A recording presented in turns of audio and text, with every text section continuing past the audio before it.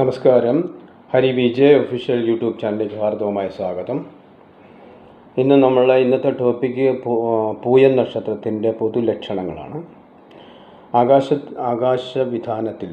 വിധാനത്തിലെ വാൽക്കണ്ണാടിയുടെ ആകൃതിയിലെ 8 നക്ഷത്രങ്ങളുടെ സമൂഹത്തെയാണ് പൂയം നക്ഷത്രം എന്ന് നമ്മൾ മനസ്സിലാക്കുന്നത്.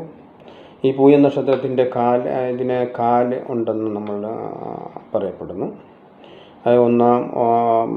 ഓരോ കാലിലും ജനിച്ചു കഴിഞ്ഞാൽ ഇന്ന ഫലങ്ങളാണെന്നുള്ളതിനെക്കുറിച്ചാണ് ഉണ്ടെന്നാണ് പറയുന്നത്. എന്താണ് കാല് എന്നുള്ളതാണ്.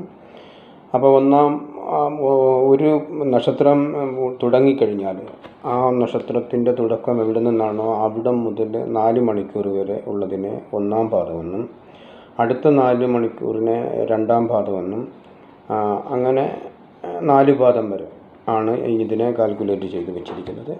അപ്പോൾ ഒന്നാം പാദത്തിൽ ജനിക്കുന്ന പൂയം നക്ഷത്രത്തിലുള്ള ജാതകന് അവർക്ക് തന്നെ ജനിക്കുമ്പോൾ ദുരിതം, പ്രയാസം, അസുഖങ്ങൾ അങ്ങനെയൊക്കെയുള്ള കാര്യങ്ങൾ അവർക്ക് തന്നെ ഉണ്ടാകുന്നതായിട്ട് കാണുന്നുണ്ട്. രണ്ടാം പാദത്തിലാണെങ്കിൽ മാതാവിന് ദോഷമുണ്ടാകുമെന്നും മൂന്നാം പാദത്തിലാണെങ്കിൽ അച്ഛന് ദോഷമുണ്ടാകുമെന്നും നാലാം പാദത്തിലാണെങ്കിൽ അമ്മാവിന് ദോഷമുണ്ടാകുമെന്നും ഇങ്ങനെയാണ് ഇതിൻ്റെ നിയമങ്ങൾ പറയപ്പെടുന്നത്. പിന്നെ ഈ നക്ഷത്രത്തിൽ ജനിക്കുന്നവർ അധികവും ഹൃദയ ചാഞ്ചല്യമുള്ളവരായിരിക്കും. കാരണം അവർ ഒരു സ്ഥിരതയില്ലാത്ത ഒരു പ്രകൃതമായിരിക്കും. സ്ഥിരതയില്ലാത്ത ഒരു ജീവിത ശൈലിയായിരിക്കും. പല കാര്യങ്ങളിലും ആലോചിക്കാതെ തന്നെ ഓരോന്നിനും എടുത്തു ചാടിയിട്ട് പ്രവർത്തിച്ച് കൂടെ പരാജയം കൈവരിക്കുന്ന സ്വഭാവത്തിൽപ്പെട്ടവരായിരിക്കും. അധികവും ഹൃദയ ചാഞ്ചല്യമുള്ളവരായിരിക്കുന്നതുകൊണ്ട് പൊതുവെ അതാണ് അതിൻ്റെ പൊതു കാരണങ്ങൾ.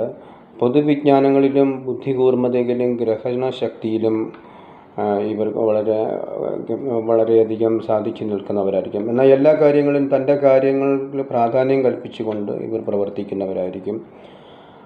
ആരോഗ്യത്തിലും ആരോഗ്യപരമായ സ്നേഹപരമായിട്ടുമൊക്കെ അവർ നല്ല രീതിയിലുള്ള സംസാരിക്കുവാനും അതിനൊക്കെ നല്ല രീതിയിലുള്ള ഒരു താല്പര്യത്തോടു കൂടിയ ആ ഒരു പ്രവണതയുണ്ട് എന്നുള്ളതിനൊഴിച്ചാൽ മറ്റു കാര്യങ്ങളിലൊക്കെ ഇവർ വളരെ പ്രാധാന്യം നല്ലതുപോലെ ഇടപഴകാനൊക്കെ നല്ല ഒരു നക്ഷത്രങ്ങളാണിവർ.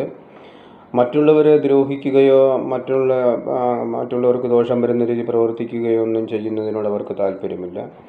പിന്നെ ഏതു കാര്യങ്ങളിലും ഉത്തരവാദിത്തമായി മനസ്സിലാക്കി ചെയ്യുവാനുള്ള കഴിവ് ഇവർക്ക് പ്രത്യേകമായിട്ടുള്ള ഒരു താല്പര്യം ഉള്ളിൽ നിർത്തുമെന്നുള്ളത് അത് പൂർണ്ണമായിട്ടും ഇവരുടെ വിജയത്തെ തടസ്സപ്പെടുത്തുന്നു എന്നുള്ളതാണ് കാരണം.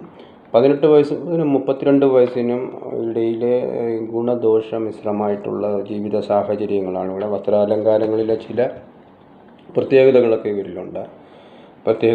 ചില കാര്യങ്ങളൊക്കെ ഉണ്ട്. ശരീരഘടനയിലൂടെ വ്യത്യസ്ത തരത്തിലായിരിക്കും.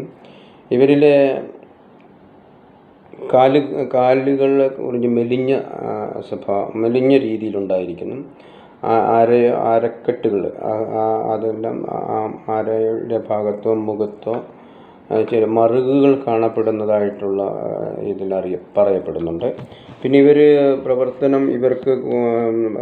ഇവരുമായിട്ട് മറ്റുള്ള നക്ഷത്രങ്ങളിൽ പലരുമായിട്ട് ഇടപഴകി ജീവിക്കാൻ കുറച്ച് ഉയർച്ചയെ തടസ്സപ്പെടുത്തുന്ന ചില നക്ഷത്രങ്ങളുണ്ട്. മകം, ഉത്രം, ചിത്തിര, അവിട്ടം, ചതയം ഈ നക്ഷത്രക്കാരുമായിട്ടുള്ള ഇവരുടെ കൂട്ടായുള്ള പ്രവർത്തനം ഇവരുടെ ഉയർച്ചയെ തടസ്സപ്പെടുത്തുന്നതായിരിക്കും. അതുപോലെ തന്നെ ഇവരുടെ ദശാനാഥൻ ശനിയാണ്.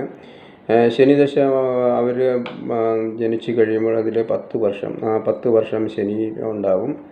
പിന്നെ അതിനുശേഷം 17 വർഷം ബുധനും 7 വർഷം കേതുവും 20 വർഷം ശുക്രനും 6 വർഷം ആദിത്യനും 10 വർഷം ചന്ദ്രനും ഇങ്ങനെയാണ് ഇവിടെ ദശാകാലങ്ങൾ പോകുന്നത്. ഇതാണ് ഇവരുടെ പൊതുവായിട്ടുള്ള ലക്ഷണങ്ങൾ. പിന്നെ മറ്റു കാര്യങ്ങളൊക്കെ എന്ന് പറഞ്ഞാൽ ഇവരുടെ ഗ്രഹനിലയുടെ ബേസിൽ വെച്ച് പരിശോധിച്ചാൽ നമുക്ക് മറ്റു കാര്യങ്ങളൊക്കെ മനസ്സിലാക്കിയെടുക്കാൻ കഴിയും. ഈ വീഡിയോ ഇഷ്ടപ്പെട്ടാൽ ലൈക്ക് ചെയ്യുക, ഷെയർ ചെയ്യുക, സബ്സ്ക്രൈബ് ചെയ്യുക. ഇതിലെ അനുഭവങ്ങളൊക്കെ ഉണ്ടെങ്കിൽ അതിനെ നിങ്ങൾ മനസ്സിലാക്കി തുടർന്നും അടുത്ത ഒരു വിഷയമായിട്ട് എത്തുന്നതായിരിക്കും. നന്ദി, നമസ്കാരം.